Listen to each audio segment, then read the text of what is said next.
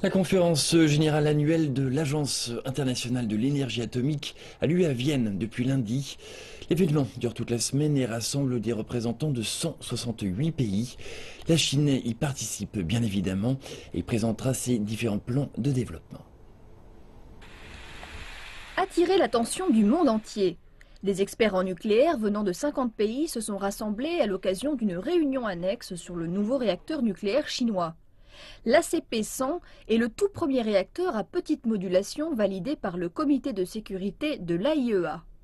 Ces réacteurs sont beaucoup plus petits que les autres générateurs modernes installés dans les centrales nucléaires.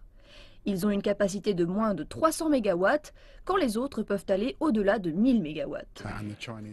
Les Chinois et les Britanniques ont un partenariat très étroit en matière de nucléaire. Nous sommes très intéressés par la technologie chinoise du réacteur à petite modulation et nous pensons l'utiliser sur notre propre sol. En matière de design, c'est une énorme avancée. L'ACP-100 est conçu comme un petit réacteur à eau pressurisée multi-usage. Il peut être utilisé pour fournir du chauffage et de l'électricité, pour désaliniser l'eau de mer et bien d'autres choses encore. Et nous avons aussi toute une série de produits. Ceci fait 100 MW et nous en avons aussi de 10 et de 25 MW. Ils peuvent être installés sur terre, sur des navires et même des brise-glaces. La délégation chinoise présente à la session annuelle de l'AIEA a également révélé les développements de l'industrie nucléaire du pays. Il y a 35 unités d'énergie nucléaire fonctionnantes en Chine. Il y en a une vingtaine en construction actuellement. La Chine a accumulé une certaine expérience dans la conception, la construction et la mise en route des centrales nucléaires.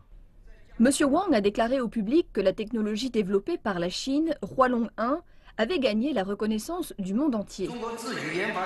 La technologie de Hualong 1 a été appliquée pour la première fois en Chine et un peu partout dans le monde. La construction a commencé et progresse plutôt bien. Cela montre que la technologie a gagné la reconnaissance de beaucoup de pays qui ont validé son efficacité.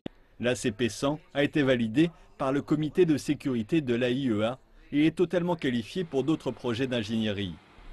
Les autorités du nucléaire chinois font la promotion d'un nucléaire pacifique qui contribue à la réalisation d'un développement durable.